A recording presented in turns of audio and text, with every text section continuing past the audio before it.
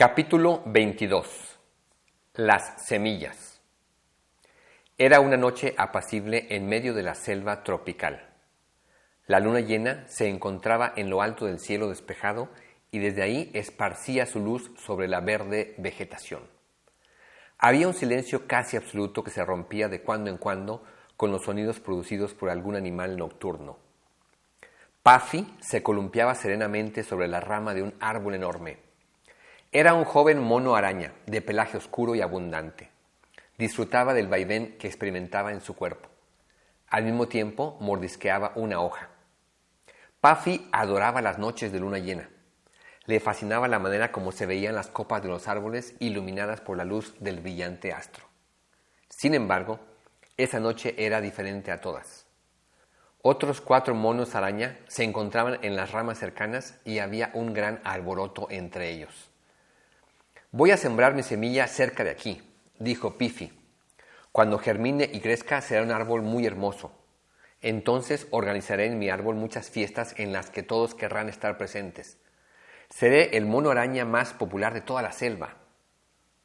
Puffy tenía en su mano una semilla de naranja. «Yo también sembraré la mía», dijo Puffy. «Cuando mi árbol crezca, invitaré a muchas chicas a comer jugosas naranjas. Todas las monas de la selva desearán estar conmigo», suspiró. «Ah, será fabuloso». Puffy y Puffy tenían también cada uno su propia semilla de naranja. Al igual que los primeros monos, hablaban de sembrarla y cuidar de su árbol hasta que creciera y diera muchos frutos. La tarde anterior, los 4 monos habían encontrado una suculenta naranja tirada en el camino y se la habían repartido para comerla. Habían guardado las semillas con la intención de sembrarlas. En la selva no existían árboles de naranja. Al parecer, la fruta había caído de la mochila de un integrante de un grupo de exploradores que había pasado por ahí.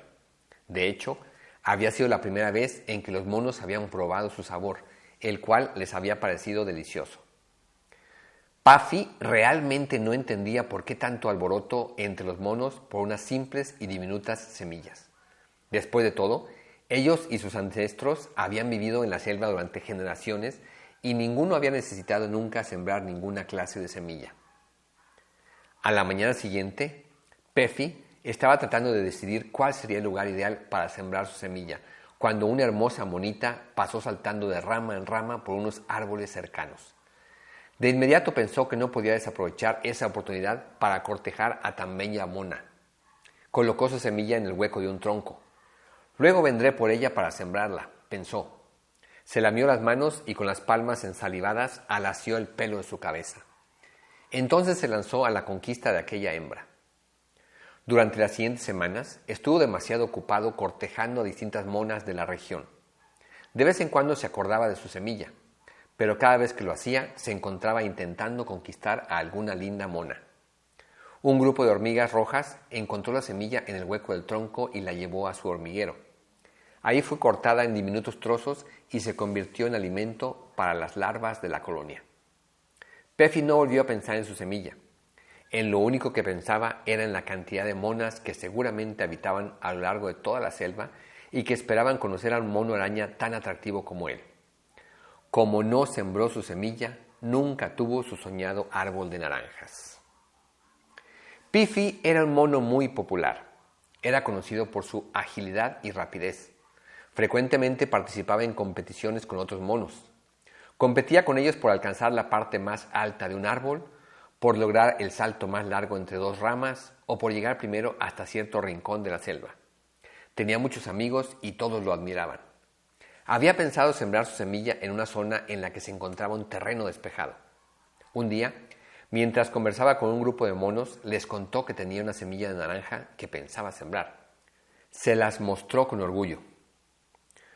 «¿Cómo es posible que un mono tan popular como tú esté pensando en hacer algo tan poco común?», dijo uno de ellos. «Sí», exclamó otro, «eso es muy raro». «Eso no lo hacen los monos normales», dijo un tercero, «mucho menos los monos admirados como tú». Puffy pensó que sus compañeros seguramente tenían razón. Hacer algo tan inusual podría provocar que perdiera su popularidad. Además, al dedicarse a cuidar su árbol de naranja, no podría participar en las competencias y perdería la fama de que gozaba. «Tienen razón», dijo lanzando la semilla al suelo. ¿Quién necesita un árbol de naranjas para ser el campeón? La semilla cayó entre las hojas. Más tarde, mientras Piffy ya se encontraba participando con un grupo de monos en una reñida carrera, un ave de colorido plumaje pasó cerca de la semilla y al verla en el suelo se la tragó. Al igual que Piffy, Piffy no sembró su semilla, así que nunca tuvo su soñado naranjo. A diferencia de Piffy y Piffy, Puffy sí sembró su semilla en un lugar en el que encontró suficiente espacio para que creciera. Con la humedad de la tierra, la pequeña semilla germinó rápidamente, echó raíces y una hermosa plantita comenzó a crecer. Puffy estaba muy emocionado. La cuidó durante un tiempo. Sin embargo, mientras transcurrían los días, sentía que el crecimiento de su planta era demasiado lento. Ya deseaba que fuera un gran árbol lleno de naranjas. Todos los días la miraba ansiosamente y le parecía que seguía del mismo tamaño. Después de unas semanas, Puffy se desesperó tanto que la abandonó. Unos días más tarde, un tapir que deambulaba por la región se topó con ella. La miró y le pareció que sería un delicioso manjar. Entonces se la comió. A pesar de que Puffy sembró su semilla y la planta comenzó a crecer, no tuvo la paciencia para nutrirla y cuidarla hasta que diera frutos. Así que tampoco tuvo su soñado árbol lleno de naranjas. Dos de las grandes cualidades que siempre habían distinguido a Puffy era su paciencia y su constancia. Sembró su semilla en un pequeño terreno despejado. Todos los días la regaba con agua que traía en un trozo de coco desde un río cercano. Frecuentemente removía la tierra alrededor de su planta y la abonaba. Cuando la tierna plantita asomó a la superficie, Puffy la miró con cariño y la acarició. Tenía claro que el crecimiento de su árbol llevaría tiempo. Colocó alrededor de ella un gran cerco de ramas con espinas para que ningún herbívoro pudiera acercarse. Cuando la planta ya era del tamaño de un arbusto, algunas orugas treparon a sus ramas, pero Puffy se deshizo de ellas para que no mordisquearan sus hojas. Algunos monos lo criticaban. Le decían que lo que estaba haciendo era una pérdida de tiempo y que no valía la pena. ¿Ya tienes jugo de naranja?, se burlaban de él. Pero Puffy no se dejaba desanimar fácilmente, pues era un mono muy paciente. El tiempo pasó. El árbol de Puffy creció y creció hasta que comenzó a producir unas hermosas flores blancas. Todos los días Puffy miraba extasiado su bello árbol lleno de flores. Muchos monos seguían burlándose de él. «Solo vemos flores y más flores», decían. «No vemos ninguna naranja». Esos comentarios no le afectaban a Puffy, ya que disfrutaba día a día la etapa en que se encontraba su árbol. Pacientemente continuaba regándolo, abonando la tierra y quitándole las orugas que intentaban comerse sus hojas. Por fin llegó el tiempo en que el frondoso árbol se llenó de naranjas. Puffy las disfrutó y compartió parte de ellas con sus amigos. Durante muchos años pudo saborear con orgullo los frutos de su constancia y su paciencia. En ese rincón de la selva, en medio de inmensas extensiones de vegetación, el árbol de Puffy se alzaba como un mudo ejemplo de lo que una pequeña semilla puede llegar a producir si se nutre, se riega y se abona de manera constante y paciente. Cuando Iván terminó de leer el cuento, dejó el libro a un lado y aflojó el cuerpo. Una vez más experimentó una inmensa felicidad por haber regresado a la vida y por estar en Elisandial adquiriendo ese invaluable aprendizaje. Esta vez se sentía muy feliz, además sabiendo que ya tenía sus semillas. Reflexionó que su vida anterior había sido como Puffy. Nunca tuvo semillas para sembrar, mucho menos un árbol lleno de frutos. Por lo que ahora entendía, la mayoría de los seres humanos viven como Puffy. Pensó en los demás monos del cuento. Otras personas son como Puffy.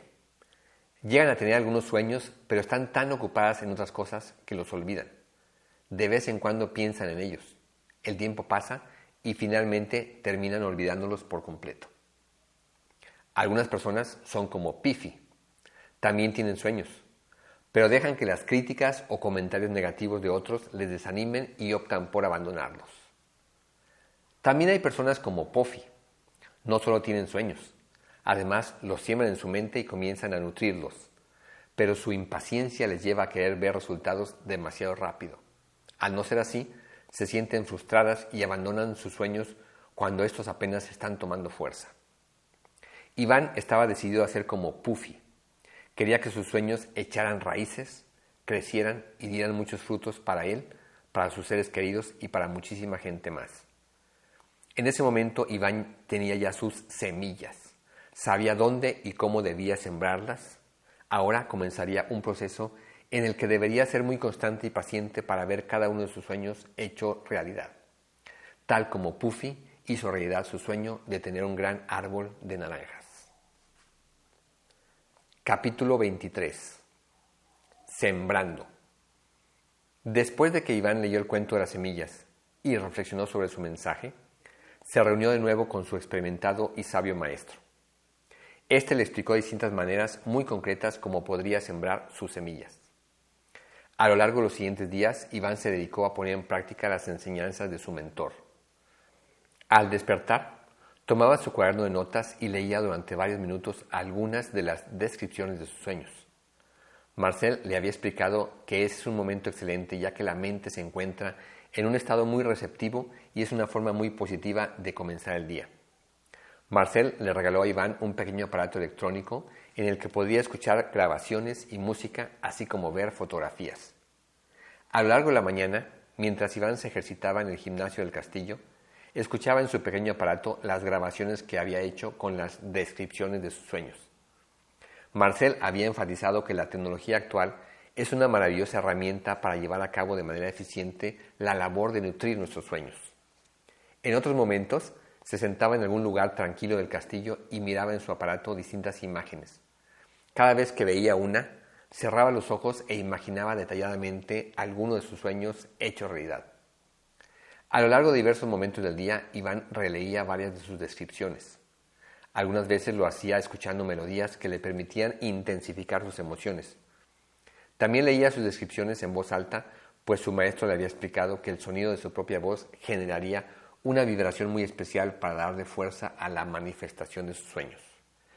Las palabras que pronuncias, le había dicho su maestro, poseen una fuerza muy poderosa para crear. En otros momentos, Iván reescribía las descripciones de sus sueños, pues era una manera distinta de programar su mente, involucrando las sensaciones físicas que experimentaba al hacerlo. Ya fuera que leyera mentalmente sus descripciones, las pronunciara en voz alta o las reescribiera, en todo momento se concentraba en imaginar sus sueños con claridad, desearlos con todas sus fuerzas, creer que eran ya una realidad y experimentar emociones muy positivas en relación con ellos. Marcel le había explicado la importancia de que conociera distintas maneras para nutrir sus sueños y descubriera las que mejor se adaptaban a su estilo personal. Entonces podría continuar haciéndolo una vez que regresara a su mundo cotidiano.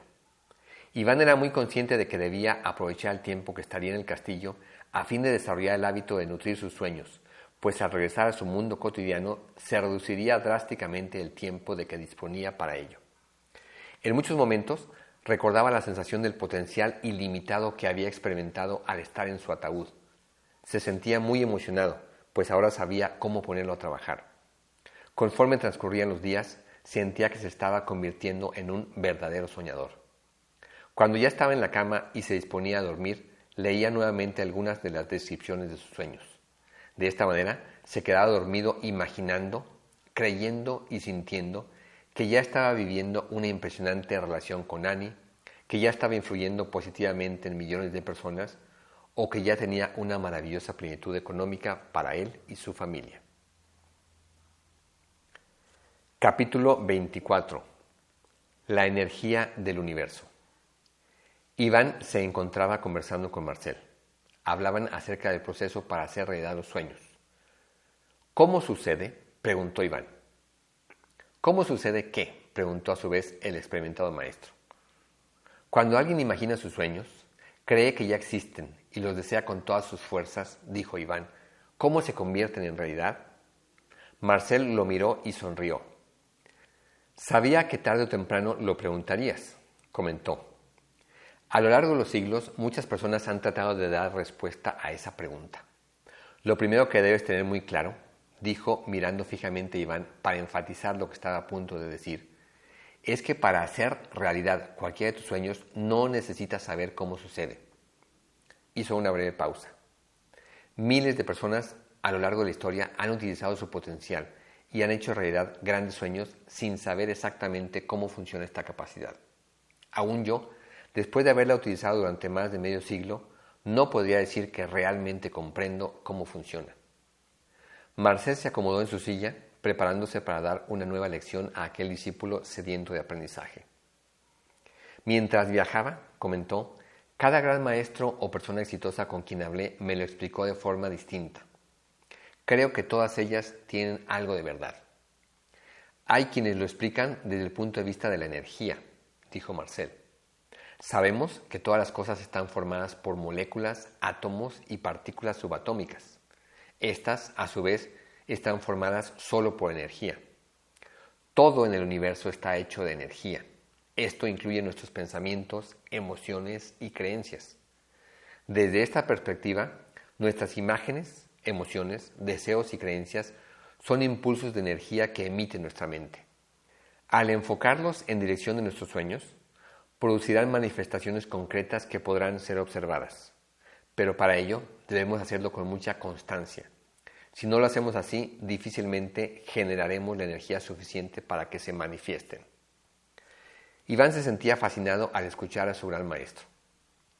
Otra manera de explicar cómo se crean los sueños, continuó Marcel, es la idea de las vibraciones. Imagina que ponemos frente a frente dos instrumentos de cuerdas, por ejemplo, dos guitarras. Si estiramos una cuerda en una de ellas y la soltamos, producirá un sonido. En la segunda guitarra, la cuerda que está afinada en la misma nota comenzará a vibrar mientras las demás cuerdas se mantienen estáticas. Iván recordó que había observado ese fenómeno durante su juventud en el tiempo en que tocaba guitarra con sus amigos. Quienes explican el proceso de creación de los sueños con la idea de las vibraciones, dijo enseguida el anciano, consideran que en el universo existen ya todas las posibilidades, como si se tratara de una inmensa guitarra con un número infinito de cuerdas. Nuestras imágenes, deseos, emociones y creencias son, desde este punto de vista, como una vibración producida en nuestra mente que viaja en el tiempo y el espacio. Esta vibración hace que se manifiesten circunstancias, cosas y personas que se encuentran en el mismo nivel de vibración, tal como sucede con las cuerdas de la guitarra. Iván trató de imaginar el universo como una guitarra infinita, con cuerdas invisibles yendo de aquí para allá en todas direcciones, esperando que alguien hiciera vibrar una cuerda dentro de su mente a fin de que ciertas circunstancias se manifestaran. Qué mágico le parecía todo eso.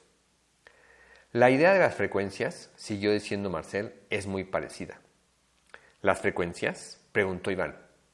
Esta idea se basa en la manera en que funcionan las ondas de radio, dijo Marcel. Una radiodifusora emite una señal con cierta frecuencia. Los aparatos de radio que se encuentran apagados no la pueden captar. Tampoco los aparatos que se encuentran sintonizados en frecuencias diferentes. Solo los aparatos encendidos y sintonizados en la misma frecuencia que emite la radiodifusora captarán la señal. En ellos podrá manifestarse la frecuencia recibida en forma de música, voces y sonidos. De acuerdo con esta idea, nuestras imágenes y creencias son como una señal de radio que emite nuestra mente. Estas son captadas por circunstancias, cosas o personas que se encuentran en dicha frecuencia, las cuales se manifestarán en nuestra vida. Iván estaba verdaderamente asombrado imaginando su mente como una estación de radio que emitía una señal cada vez que pensaba en sus sueños. El gran maestro y su discípulo hablaron de diversos aparatos e instrumentos que el ser humano ha creado en los cuales, a pesar de que no es posible ver directamente las señales electromagnéticas que emiten, se puede apreciar de manera concreta su manifestación. Entre ellos mencionaron el control remoto de una televisión, el internet inalámbrico, los teléfonos celulares, los hornos de microondas y otros más. Aun cuando el proceso por el cual se manifiestan nuestros sueños tal vez sea en realidad totalmente distinto, aclaró Marcel, creo que estas maneras de explicarlo resultan bastante útiles para comprender la asombrosa capacidad con que contamos los seres humanos. ¿De qué otras formas se puede explicar esta capacidad que tenemos?, preguntó Iván, intuyendo que había muchas ideas más al respecto. Hay quienes hablan, contestó Marcel, de la inteligencia infinita o la inteligencia del universo. Según esta idea, hay una inteligencia que abarca todo lo que existe y de la cual formamos parte. Cuando tenemos sueños claros que continuamente imaginamos, esta inteligencia organiza de manera perfecta sucesos, cosas y personas para que nuestros sueños se manifiesten. Es como si fuéramos neuronas dentro de un cerebro universal capaces de activar esta inteligencia infinita. Lo que más me gusta de esta idea es que, si consideramos que formamos parte de una inteligencia tan grande que ha creado el universo, la vida y todo lo que conocemos, podemos tener una absoluta confianza de que todo sucederá en el momento preciso y de la mejor manera para que se manifieste cada uno de nuestros sueños. Iván escuchaba completamente fascinado. Le parecía tan maravilloso encontrarse ahí, sentado escuchando a ese anciano que le explicaba de manera tan simple ideas tan profundas. Según esta idea de la inteligencia infinita, prosiguió el maestro, todo cuanto existe en el universo está interconectado. Es como si el universo entero fuera un gran organismo viviente del que formamos parte y dentro del cual unos a otros nos influimos continuamente. Es por eso que al convertirnos en soñadores, no solo cambiamos nuestra vida, sino que de manera directa o indirecta cambiamos también la vida de muchas personas. En ese momento pasó por la mente de Iván su esposa Annie. Cómo deseaba que ella conociera algún día a Marcel y escuchara las palabras de ese sabio maestro. Otra forma en la que muchas personas explican esta capacidad, dijo enseguida Marcel, es desde el punto de vista de nuestra mente subconsciente. Según esta idea, en nuestro subconsciente reside el potencial ilimitado que tenemos para hacer realidad nuestros sueños. Cada vez que pensamos de manera consciente en ellos, cada vez que los deseamos o los imaginamos, ponemos a trabajar ese poder interno, el cual comienza a generar cambios dentro y fuera de nosotros hasta que finalmente se manifiesta. Según esta idea, tenemos en nuestra mente consciente la capacidad para elegir lo que deseamos y en nuestra mente subconsciente el poder para hacerlo realidad. La idea del subconsciente le pareció a Iván diferente a las otras, pero igualmente interesante. Cada una de estas formas de explicar cómo funciona nuestro potencial, comentó Marcel, me parece adecuada. Siempre me ha gustado reflexionar en todo lo que se deriva de cada una de ellas. Pero, para mí, la explicación más evidente es la que tiene que ver con la experiencia que tú y yo vivimos. Enseguida se inclinó un poco hacia adelante, acercándose a Iván y le pidió: dime lo que sentiste cuando te encontrabas en la presencia de la gran fuente. Iván cerró los ojos por un momento, respiró profundo y evocó el recuerdo de aquella vivencia. Enseguida los abrió. Estar ahí era como estar en todo el universo y en un solo lugar al mismo tiempo, dijo. Era como si yo fuera parte de la gran fuente y ella fuera parte de mí. Hizo una pausa, como para pensarlo mejor. No, corrigió. Sentía que yo era la gran fuente y la gran fuente era yo. Éramos uno. Y el inmenso potencial que experimentaba al estar dentro de mi ataúd era en realidad el potencial infinito de la gran fuente. Hizo otra pausa. ¿Tú sentiste lo mismo?, preguntó. Sí, dijo Marcel moviendo afirmativamente la cabeza. Yo también me sentí uno con ese poder infinito al que la gente llama Dios. Somos uno con Él y Él es uno con nosotros. Estamos hechos a su imagen y semejanza, como le enseñan muchas religiones. Somos parte de Él. Somos Dios. Somos la gran fuente. Somos creadores. Y estamos destinados a ser creadores desde nuestra experiencia humana. Por eso podemos hacer realidad los más grandes sueños que elijamos crear. Marcel habló enseguida de que cada ser humano posee la capacidad para utilizar ese poder y hacer realidad sus sueños independientemente de su raza, su edad, su cultura o la religión que profese. Los seres humanos, dijo, nos hemos desconectado de nuestra esencia, nos hemos desconectado de nuestra verdadera naturaleza, pero siempre estará ahí para que volvamos a conectarnos en cualquier momento y hagamos uso de esa ilimitada capacidad que tenemos para crear. Había otra pregunta que daba vueltas en la mente de Iván desde hacía unos días. Consideró que quizás era el momento adecuado para externarla a su maestro. ¿Y la acción?, preguntó. ¿Qué papel juega la acción dentro de todo este proceso? ¿Acaso basta con imaginar, desear o creer para que todo se materialice mágicamente? Ciertamente, contestó Marcel, la acción es muy importante, pero vendrá después. Una vez que hayas puesto a trabajar tu ilimitado potencial, surgirán ideas, oportunidades, medios, personas, información, circunstancias. Entonces será el momento de la acción. Tendrás que estar muy atento para aprovechar todo eso. Deberás estar dispuesto a poner lo mejor de ti y a hacer lo que tengas que hacer.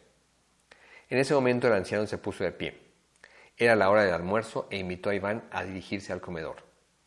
Ya hablaremos luego de la acción, dijo, dándole al discípulo una palmada en el hombro. Por ahora, concéntrate en seguir sembrando tus sueños con constancia.